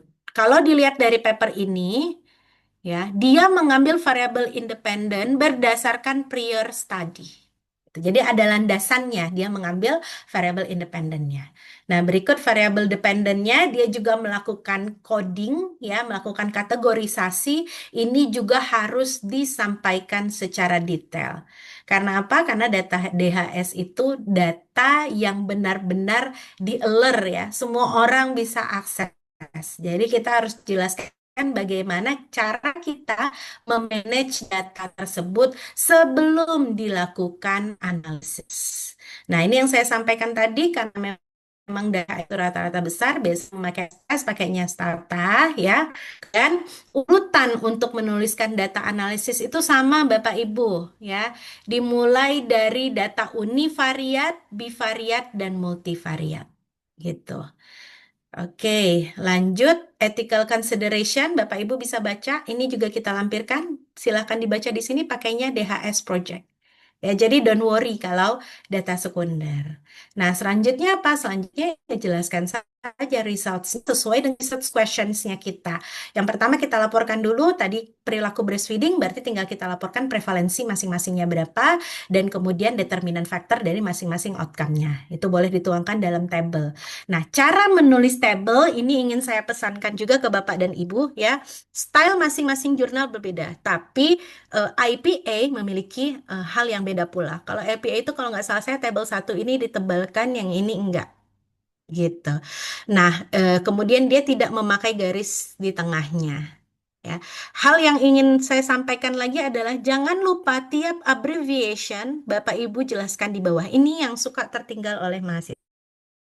Itu si A ya, kadang-kadang ini maksudnya apa ya, percentage gitu. Nah, ini dia kurang malah, tidak disampaikan sama dia percentage-nya. Harusnya ditambahkan titik koma, percentage, titik dua, percentage gitu, itu ditulis. Ya, ini ada lagi juga kritik kita. N, ini juga harus ditulis di bawahnya. Kemudian N besar juga harus kita tulis. Apa maksudnya? BF sudah, confident interval sudah. Ya. Nah, ini yang dibilang kritik. Terus kenapa dia nggak tuliskan p-value? Nggak perlu, karena dia udah selampirkan di sini 95% confident interval. Kita udah tahu mana yang signifikan, mana yang tidak. Ya, kalau OR tidak include 1, berarti dia tidak signifikan. Kalau dia min, kalau tidak include 0, berarti dia tidak signifikan. Berarti dia signifikan. Gitu ya. Oke, baik. Nah, ini urutannya ini adalah univariat ya. Ini adalah bivariat mungkin atau multi ya, karena sudah mengarah ke determinan factor. Nah, penulisan pun Bapak Ibu boleh pakai nih tabelnya sekali. Ya, tidak ada yang namanya empat ya. Kalau ditambah p-value boleh silakan asal muat. Tapi kalau nggak ada pun nggak apa-apa. Di sini Bapak Ibu bisa lihat bintang nggak di socio-demographic variable dengan usia 6 sampai 11 bulan ini ada bintang. Ini artinya dia kan. Bintang 3 kita lihat ada nggak di bawah tabel. Nih, dia jelaskan. Bintang 1 apabila p-value-nya 0,05, bintang 2 berapa, bintang 3 berapa. Kemudian di tabel juga dia nulis beberapa singkatan A, B, A, B. A itu apa? Kita bisa lihat. Adjusted odds ratio ya. Kemudian B itu apa? Jadi Bapak Ibu, apapun abbreviation maupun simbol, jangan lupa tulis keterangannya di bawah tabel.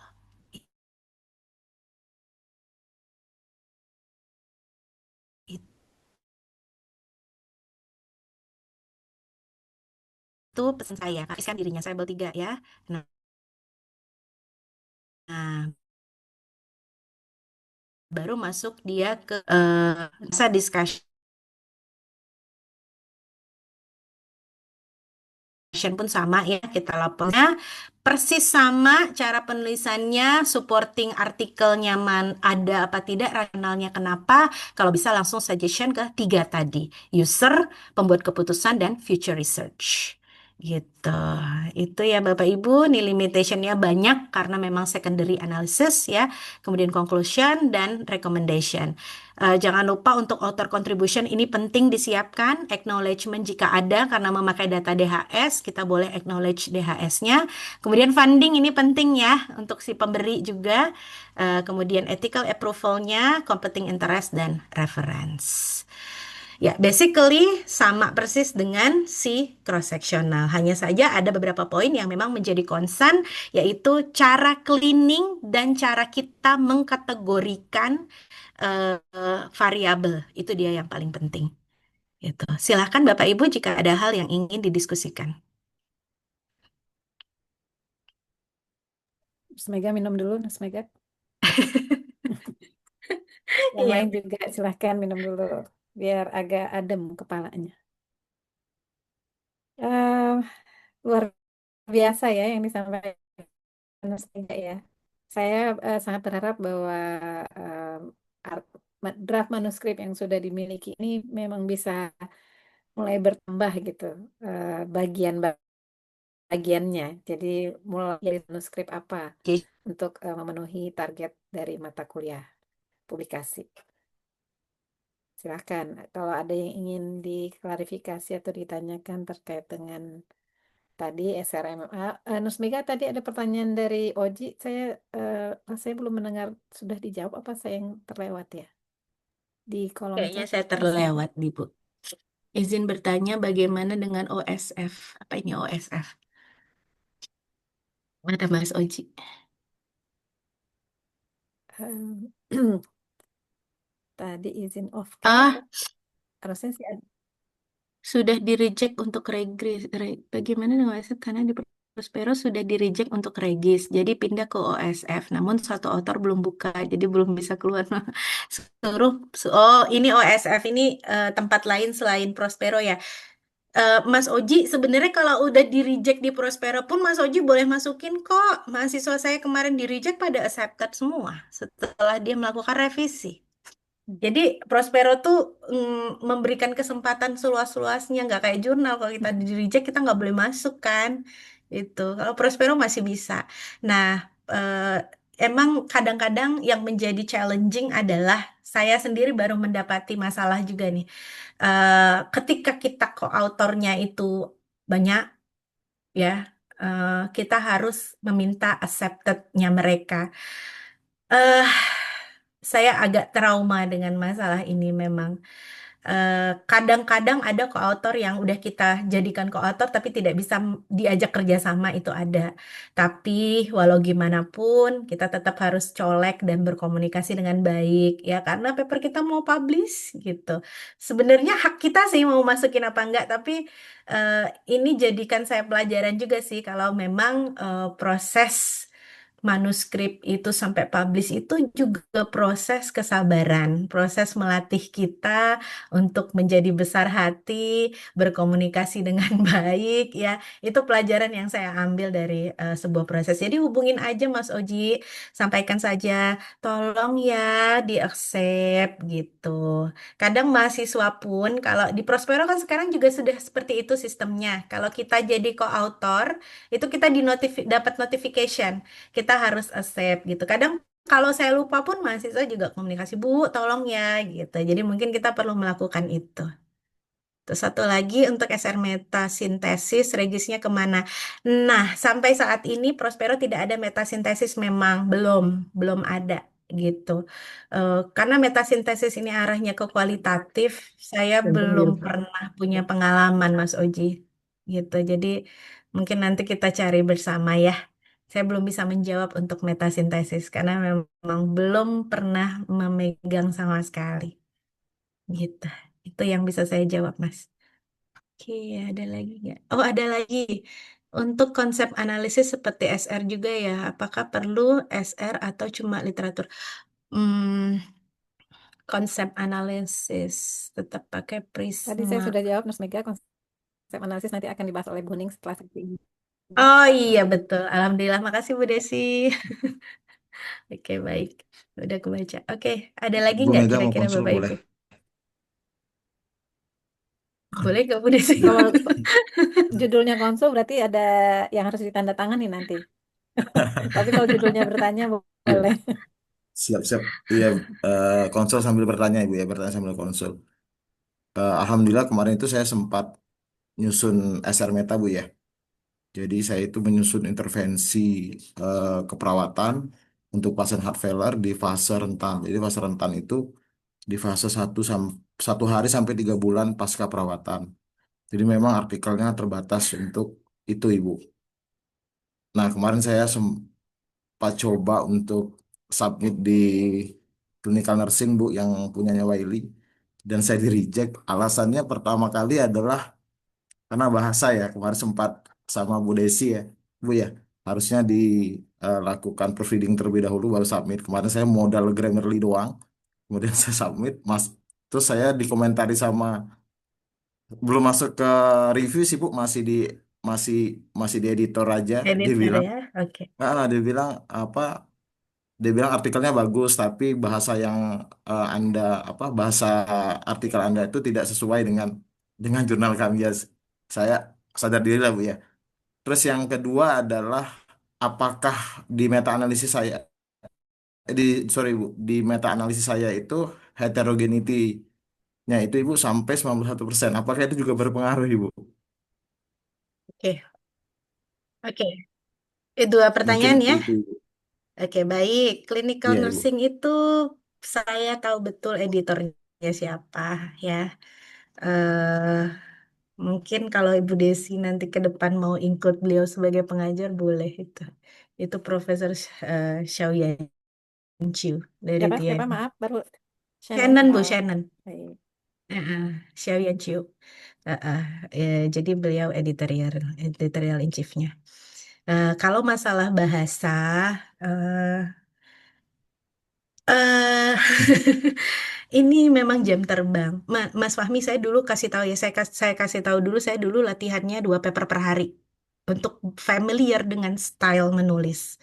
Itu memang berlatih sih, karena memang kita bukan bahasa ibu kita gitu. Jadi memang perlu praktis gitu. Jadi selama 3 bulan pertama 2 paper per hari saya baca itu selalu IJNS.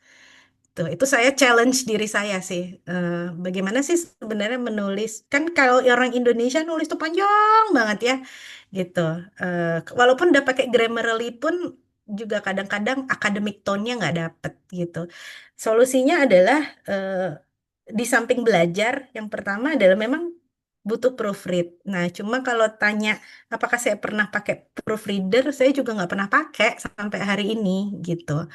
Memang pure karena hasil dari, jadi gini, saya suka kadang-kadang kalau saya mengerjakan meta saya suka mendownload 5 paper, saya jembreng tak tak tak tak, kemudian saya lihat dia nulis desainnya seperti ini seperti ini seperti ini, saya combine.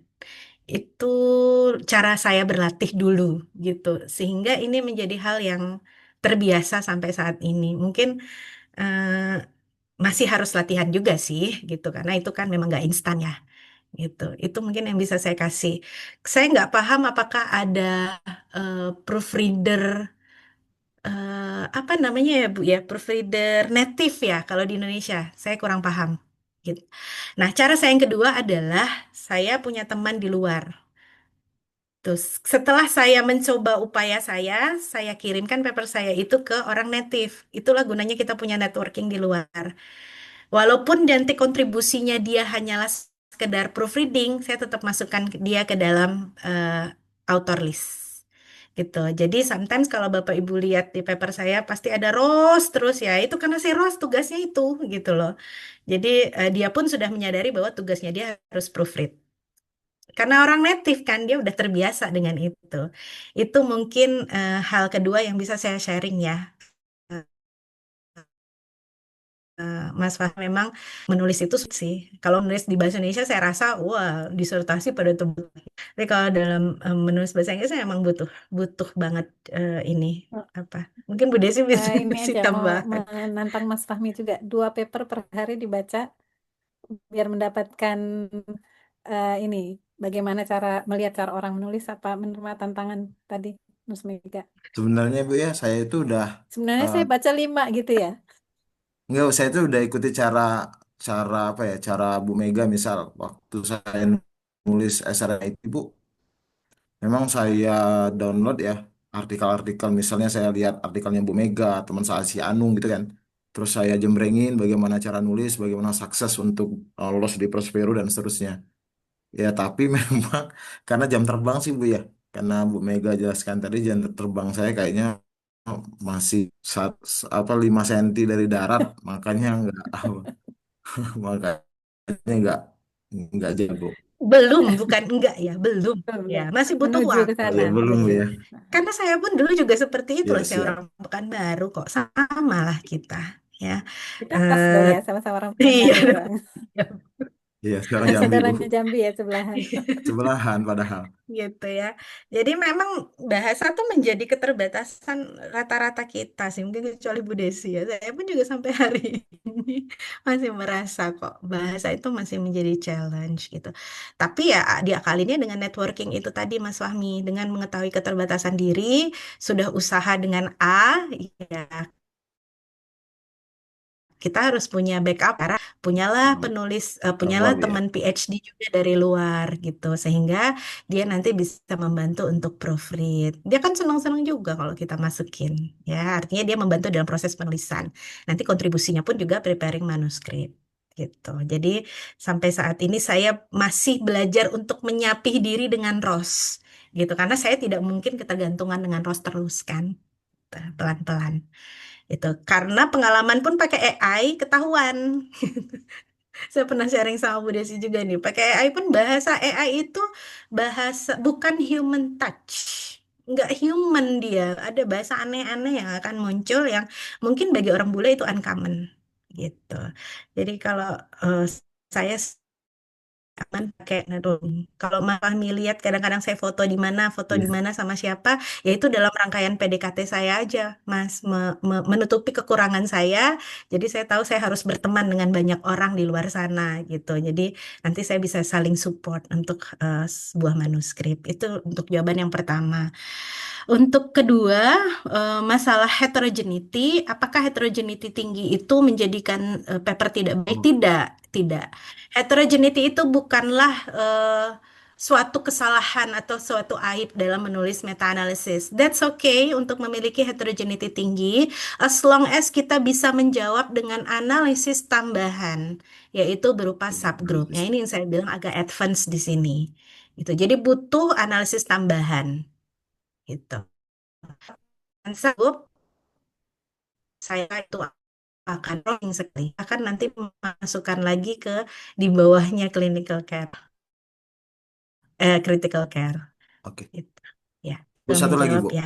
Apakah benar Bu ya? Oh boleh. Kita memasukkan salah satu authors itu dalam tanda kutip yang punya nama di luar itu akan lebih apa ya, lebih publishable ya, atau lebih bisa diterima. Misal saya masukkan nama Bu Mega, nama Bu Desi itu dalam paper saya.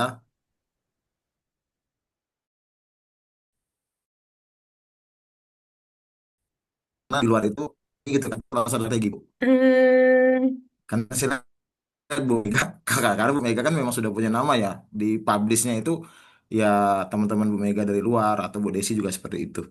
Ya, nama saya Mega Hasanul Huda memang udah punya sih. Iya. Tapi kalau dibilang Dalam punya tanda nama kutip sih enggak Ibu. juga, enggak juga. Saya merasa malah saya ya masih biasa gitu. Mungkin dibanding Bu Desi jauh Bu Desi. Tapi apakah itu ada? Saya nggak pernah menemukan referensinya. Tapi based on experience saya merasa iya gitu. Tapi itu pasti atas kontribusi juga ya. Contohnya dengan adanya dia, dengan adanya beliau, beliau kan pasti melihat, merevisi lagi gitu. Jadi polesan tangan beliau itu yang membuat itu lebih bisa diterima gitu. Ya, Itu yang saya, saya saya rasakan. nyambung Mas Mega. Jadi betul, saya juga mau menyampaikan ini Mas Fahmi. Jadi keterlibatan beliau-beliau ini akan terlihat dari manuskrip yang kita submit. Karena kalau kita melibatkan beliau-beliau ini, biasanya beliau ini nggak mau hanya namanya saja. Beliau Iya, pasti minta baca. Dan hasil bacaannya itulah yang membuat manuskrip kita ini auranya jadi berbeda gitu. Gitu kan Iya, ya Mas Mega. Jadi bukan karena ada ya betul. benar namanya. Bu. Nah, Bukan. jadi itu Heeh, kontribusinya gitu. heeh. Beliau pasti maunya baca, nggak akan mau orang-orang hebat ini nggak akan Ya, mau hanya tertulis namanya saja. Iya, Biasanya betul begitu. sekali. Jadi, eh, ya itu pengalaman yang saya rasakan ya, Mas Fahmi ya, gitu. Begitupun ya, dalam tahap revisi pun, jadi beliau kan dapat notification email juga, pasti melakukan hal yang sama. Jadi, ya itulah yang membuat saya banyak belajar jadinya. Makanya di KBB itu kalau belum dari review saya nggak akan izinkan submit. Walaupun kadang-kadang ya ada saya tutup mata juga ujung-ujungnya gitu loh, gitu. Cuma kalau ada nama kita di situ, saya nggak mau kalau cuma comot nama gitu. ya, Itu sih. Semoga menjawab ya. ya, makasih Bu. Oke, ada lagi Bapak Ibu? Bu Mega boleh mau sharing nggak Bu? Saya Boleh masih di jalan, kedengaran nggak suara saya? dengar. Ya, saya masih di jalan Bu, maaf. Mm-mm. Ya, eh, Bu, tadi Ibu Mega mention mengenai supplementary file. Dan terus terang kemarin saya juga sudah submit Bu dari hasil diskusi dengan Bu Desi Wanda di semester 2 kemarin sudah membuat systematic review. Dan pasti ditolak ya Bu ya. Tapi karena saya memang sudah kebal dengan penolakan-penolakan, jadi saya ini ingin ingin berguru nih curhat sama Bu Mega dan Bu Desi Wanda mengenai supplementary file. Yang memang betul